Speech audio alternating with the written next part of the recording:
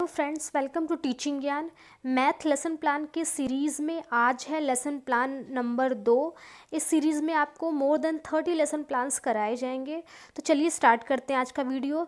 आपका सबसे पहले प्रैक्टिकल फाइल में पाठ योजना संख्या डालेंगे, आपका जो भी नंबर है आप वो यहाँ पर डालेंगे। उसके बाद आप अगली हेडिंग डालेंगे विद्यालय का नाम, आपका जो भी विद्यालय अलॉट किया गया उस विद्यालय का नाम आप यहाँ पर लिखेंगे। उसके बाद छात्राध्यापक का नाम या छात्राध्यापिका आप जो भी हैं आप अपना नाम यहाँ पर डालेंगी। ये ऑप्शनल है, आप चाहे तो डालें चाहे तो ना डालें। फिर आएगा दिनांक, आप जिस दिनांक को पढ़ाने जा रही हैं वो दिनांक यहाँ डालेंगी। विषय में गणित डालेंगी। कक्षा में आज हम जो पढ़ाने जा रहे हैं वो त्रिभुज है, और त्रिभुज एक बहुत ही कॉमन चैप्टर है जो प्राइमरी क्लासेस जैसे 1 to 5th या 6th 7th किसी भी क्लास के मैथ में होता ही होता है। तो आप कोई भी जो भी कक्षा पढ़ा रही हैं वो कुछ भी अपने हिसाब से डाल सकती हैं। काल में आपका जो भी पीरियड होगी वो डालेंगे, उस विद्यालय की जिस घंटी में मैथ का पीरियड आ रहा है। अवधि उस विद्यालय की 1 घंटे की समयावधि कितनी है वो आप डालेंगे। प्रकरण में आप डालेंगे त्रिभुज, ठीक है। फिर हम अगला देखेंगे ये सामान्य उद्देश्य।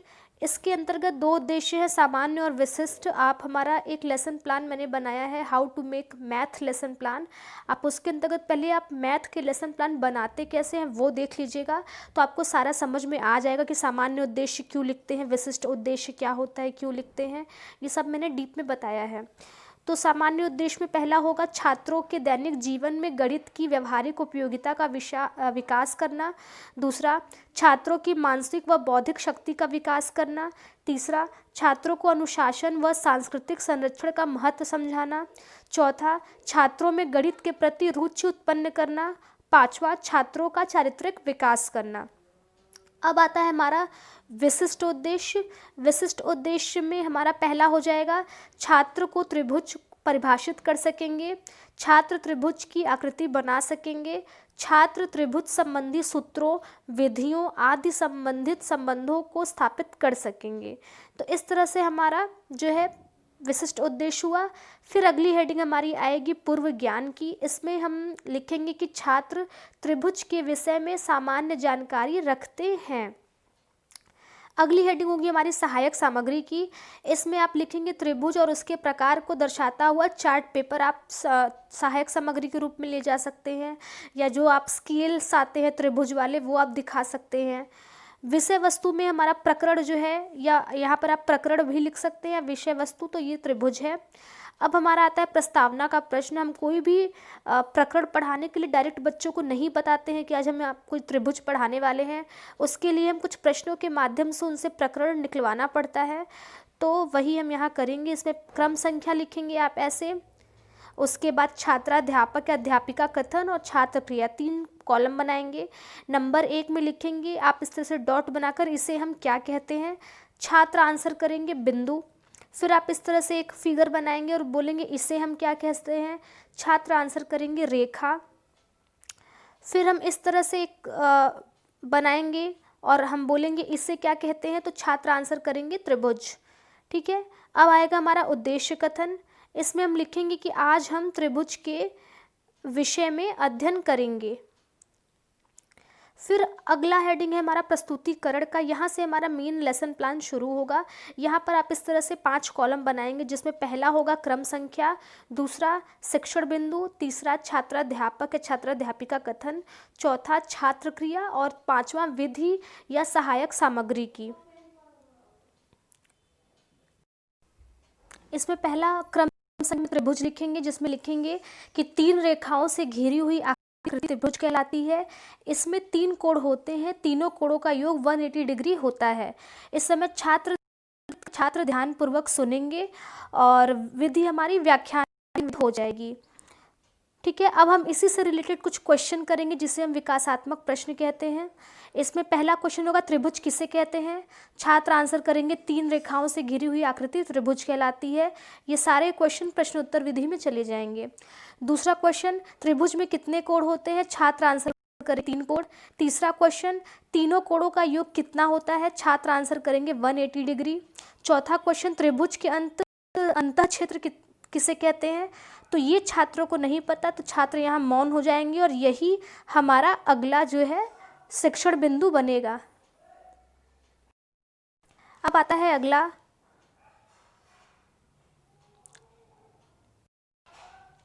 पॉइंट, ये है त्रिभुज का अंतः क्षेत्र व बाह्य क्षेत्र।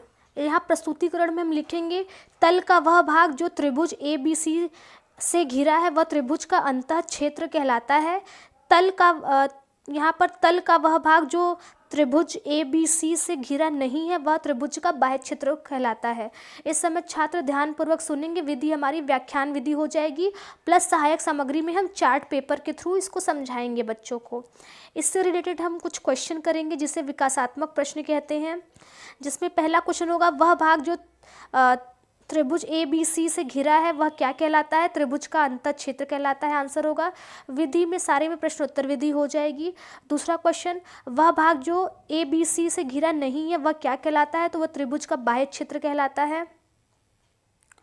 ठीक है, अब हमारा अगला तीसरा क्वेश्चन हो जाएगा त्रिभुज में कितनी भुजाएं होती हैं? तो ये क्वेश्चन बच्चों को नहीं पता इसका, तो यहाँ पर छात्र मौन हो जाएंगे और यही हमारा अगला पॉइंट बन जाएगा। तो शिक्षण बिंदु तीसरा हो जाएगा त्रिभुज की भुजाएं। इसमें पहला प्रस्तुतिकरण में हम लिखेंगे कि त्रिभुज में 3 भुजाएं होती हैं। भुजाओं के आधार पर त्रिभुज को 3 प्रकार से समझा जा सकता है। पहला है समबाहु त्रिभुज, दूसरा है विषमबाहु त्रिभुज और तीसरा है पहला समबाहु, दूसरा समद्विबाहु त्रिभुज और तीसरा विषमबाहु त्रिभुज। इस समय छात्र ध्यानपूर्वक सुनेंगे। विधि हमारी जो है वो व्याख्यान विधि हो जाएगी और चार्ट पेपर के थ्रू हम इसको समझाएंगे बच्चों को।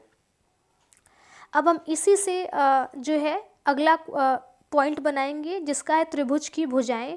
इसमें समबाहु त्रिभुज को बताएंगे कि ऐसा त्रिभुज जिसकी तीनों भुजाएं समान होती हैं उसे समबाहु त्रिभुज कहते हैं। उदाहरण के लिए हम इस तरह से समबाहु त्रिभुज बनाएंगे जिसमें A B is equal to B C is equal to C A करेंगे। छात्र यहाँ ध्यानपूर्वक सुनेंगे। विधि हमारी व्याख्यान विधि, दृष्टांत विधि और चार्ट पेपर के थ्रू हम सहायक सामग्री के रूप में इसको समझाएंगे। फिर हम समद्विबाहु त्रिभुज को समझाएंगे कि ऐसी त्रिभुज जिसकी केवल 2 भुजाएं समान हो उसे हम समद्विबाहु त्रिभुज कहते हैं। उदाहरण के लिए हम इस तरह से समद्विबाहु त्रिभुज का एक फिगर बनाएंगे। अगला आएगा विषमबाहु त्रिभुज। इसको हम बताएंगे कि ऐसा त्रिभुज जिसकी तीनों भुजाएं असमान हो अर्थात समान न हो वह विषमबाहु त्रिभुज कहलाता है। उदाहरण के लिए हम इस तरह से बनाएंगे, ठीक है, जिसमें हम लिखेंगे A B naught is equal to B C naught is equal to C A. इस तरह से हम करेंगे। ठीक है, इस तरह से हमने तीनों प्रकार के त्रिभुज के बताया। अब हम इसी से रिलेटेड कुछ विकासात्मक प्रश्न बच्चों से करेंगे, जिसमें हमारा पहला प्रश्न हो जाएगा त्रिभुज में कितनी भुजाएं होती हैं? छात्र आंसर करेंगे 3 भुजाएं। सारी विधि हमारी प्रश्नोत्तर विधि हो जाएगी। दूसरा, जिसकी 2 भुजाएं समान हो उसे क्या कहते हैं? छात्र आंसर करेंगे समद्विबाहु त्रिभुज। तीसरा क्वेश्चन, जिसकी कोई भी भुजा समान न हो उसे क्या कहते हैं? छात्र आंसर करेंगे विषमबाहु त्रिभुज। अब हम करेंगे मूल्यांकन का प्रश्न। हमें जितने भी टॉपिक पढ़ाने हैं सारे टॉपिक पढ़ा लेने के बाद लास्ट में हम मूल्यांकन के प्रश्न करते हैं। मूल्यांकन के प्रश्न में बेसिकली हम जितना अभी तक हमने टॉपिक या शिक्षण बिंदु पढ़ाया है कुल मिला के उनका निचोड़ रहता है। और यहाँ पर हम देखते हैं कि छात्र जो है, जो हमने शुरू में उद्देश्य निर्धारित किए थे कि छात्र क्या क्या सीख सकेंगे, क्या क्या उनको ज्ञान प्राप्त हो सकेगा, वो वास्तव में उन्हें कहाँ तक प्राप्त हुआ है। इसके लिए हम सिर्फ क्वेश्चन लिखते हैं, इसका आंसर नहीं लिखते हैं। तो इसमें पहला क्वेश्चन होगा त्रिभुज किसे कहते हैं। दूसरा क्वेश्चन समबाहु त्रिभुज किसे कहते हैं। तीसरा क्वेश्चन त्रिभुज के तीनों कोणों का योग कितना होता है। इस तरह से हमारा मूल्यांकन का प्रश्न हुआ और ये विधि हमारी प्रश्नोत्तर विधि हो जाएगी। अब आएगा हमारा श्यामपट्ट सारांश। हम जब भी मैथ का कोई भी लेसन प्लान बनाते हैं तो ब्लैक बोर्ड या कोई भी सब्जेक्ट का लेसन प्लान में ब्लैक बोर्ड का यूज़ मस्ट होता है। तो उस समय पढ़ाते समय हमने ब्लैक बोर्ड पे जो जो चीज़ें लिखी थी वही चीज़ हम यहाँ पर लिखेंगे, ताकि जो इन्वेस्टिगेटर हमारे कॉपी चेक करे तो उनको पता लग सके कि ब्लैक बोर्ड पर उस समय हमने क्या क्या लिखा था। तो जिसमें हम पहला लिखेंगे त्रिभुज 3 भुजाओं से घिरी आकृति त्रिभुज कहलाती है। त्रिभुज में 3 भुजाएँ होती हैं। समबाहु त्रिभुज, यहाँ पर हम इस तरह से ब्लैक बोर्ड पे बना देंगे। दूसरा समद्विबाहु त्रिभुज और तीसरा विषम त्रिभुज। ठीक है, इस तरह से हमने त्रिभुज के तीनों फिगर बनाए। अब लास्ट में हमारा आता है गृह कार्य, जिसे होमवर्क कहते हैं। इसमें हम बच्चों को देंगे कि छात्रों, कल आप त्रिभुज के विषम विषय में अध्ययन करके आएंगे। तो इस तरह से हमारा एक मैथ का लेसन प्लान कंप्लीट होता है। त्रिभुज एक बहुत ही कॉमन चैप्टर है। आप ऐसा नहीं कि कोई पर्टिकुलर कक्षा में पढ़ाएं, आप किसी भी कक्षा में जाकर त्रिभुज पढ़ा सकते हैं। इसके अलावा ये लेसन प्लान नंबर 2 है। इसके अलावा 30+ लेसन प्लान इस सीरीज़ में कराए जाएंगे। तो आप चैनल से बने रहिएगा। वीडियो अगर हेल्पफुल लगा हो तो उसको लाइक करिएगा। इसके साथ ही आप जितने भी लेसन प्लान कराए जा रहे हैं उसका PDF भी आप ले सकते हैं टेलीग्राम चैनल से हमारे। उसका लिंक हमने डिस्क्रिप्शन में दे रखा है, वहाँ से कुछ स्टेप्स फॉलो करके आप इसको PDF में भी आप ले सकते हैं। तब तक के लिए thank you for watching Teaching Gyan. Keep studying and keep growing.